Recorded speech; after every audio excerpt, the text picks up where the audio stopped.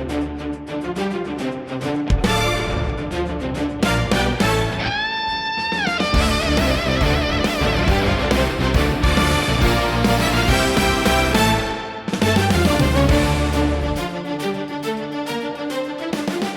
going on, everybody?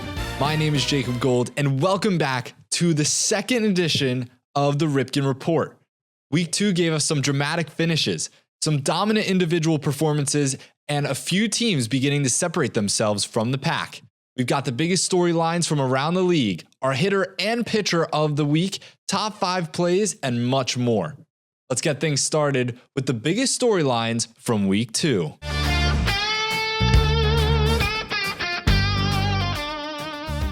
One week ago, the Metro SoCo Braves looked like the biggest surprise story in all the league. Now that title belongs to the Alexandria Aces. Alexandria was on fire this week, posting a 3-1 record while absolutely overwhelming opponents offensively. The Aces scored 19 runs against the Grays, 14 runs against the Braves, and 13 runs against Southern Maryland. That's 46 runs in their 3 victories. And what's most impressive is that they're not relying on one player to carry the load. Daniel McGinnis has put together one of the best offensive weeks in the league. Elijah Grant continued his strong start to the season, and Noah Harvey drove in 9 runs during the week. Up and down the lineup, somebody seems to be stepping up every single night. When you score in bunches, answer opponents' rallies, and put pressure on pitchers, you're going to win a lot of baseball games. Every year, there's one big question surrounding the Bethesda Big Train. Can they live up to the expectations? After all, this is the most successful organization in league history. Throughout the first 2 weeks, the Big Train is beginning to look exactly like the powerhouse that fans come to expect. After last week going 2-3 in their last 5 full games played, Bethesda followed it up with 3 convincing victories this week. What stands out isn't just the wins, it's how complete they've looked. The pitching staff has settled in. The offense is producing throughout the entire lineup. Most importantly, Big Train isn't just winning games. They're starting to control games. And when Bethesda starts playing that kind of baseball, the rest of the league usually finds itself looking up in the standings rather than down at Bethesda. For the first week and a half of the season, the Metro SoCo Braves looked unstoppable. They went from last place in their division a year ago to one of the hottest teams in the league. Offense was producing, the pitching was delivering, and the Braves looked like one of the biggest surprises of the summer. Then week 2 happened. Metro dropped a tough game to DC on Thursday, falling in a high-scoring showdown, and another one against Alexandria on Saturday. Now, let's be clear, there's no shame in losing to the hottest offense in the league.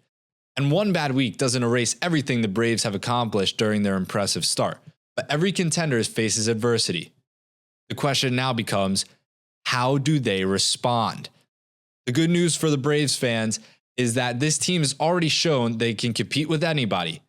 Now facing adversity, we'll find out what they're really made of.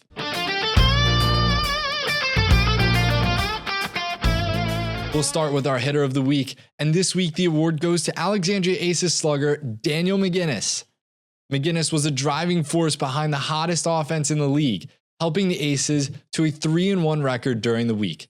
The numbers speak for themselves: a .625 batting average, 10 hits, 2 home runs, 8 RBIs, and an incredible 1.125 slugging percentage.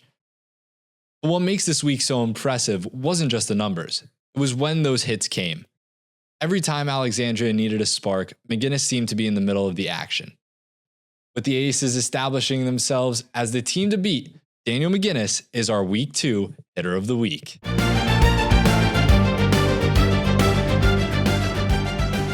While offense dominated many of the headlines this week, one pitcher stood above the rest.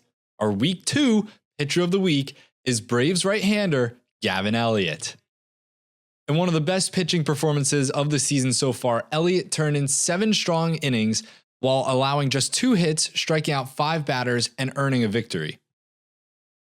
At a time when offenses across the league are putting up double-digit run totals, Elliott did something very few pitchers managed to do this week. He controlled the game from start to finish. Even during a week where the Braves faced some adversity, Gavin Elliott delivered a performance that reminded everyone why quality pitching still wins baseball games. For that reason, he's our Week 2 Pitcher of the Week.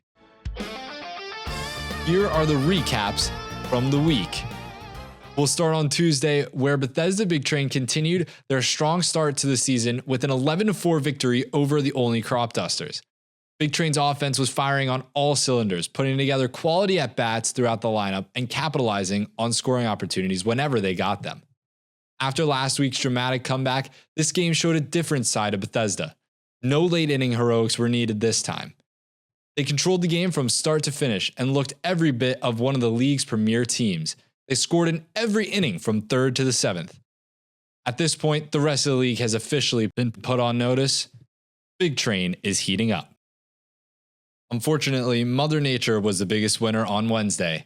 The scheduled matchup between the Southern Maryland Senators and the Olney Crop Dusters, amidst other games, were postponed due to weather, creating a quiet day around the league. Thursday belonged to the DC Grays. Entering the game, the Metro SoCo Braves have been one of the hottest teams in the league, but the Grays had other ideas. DC jumped on opportunities offensively and came away with a 10-7 victory, handing the Braves one of their most disappointing losses of the season. For a Grays team looking to establish itself in the standings, this felt like more than just another win. It felt like a statement. On Friday night, the Crop Dusters bounced back with a strong performance against the Grays, earning a 5-1 victory.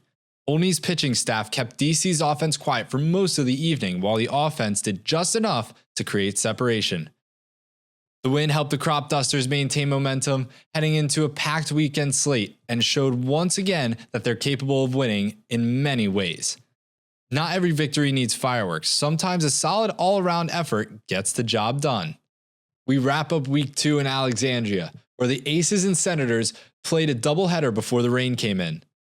Game 1 belonged to Alexandria. The Aces continued their offensive surge with a 13-7 victory, capping off one of the most impressive weeks by any team this season. But the Senators weren't going away quietly.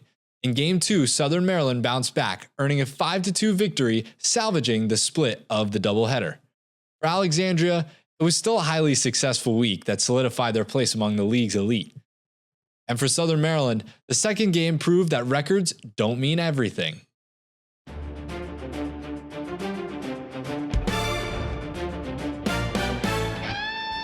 Coming in at number 5, Ryan Boscolo. Nice red bat there. Eyes the pitcher. 6-0 Big Train at this point. Sends that one high over the left field wall at Povich. Unbelievable swing. Here at number 4. T-Bolts, Big Train again. The T-Bolts ground this one hard up the middle. There's Machado, barehanded by Julius Banner Eyes, and over to first. That's 4-2. Now on to number 3. It's the T-Bolts and the Crop Dusters. That one is Patrick Gosden. That one is hammered over the left field wall for a grand slam. Now on to number 2.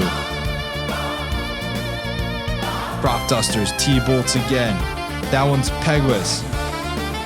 That one's perfectly placed in the gap, and he'll be safe at second with the double. A sweet swing there from Peguis.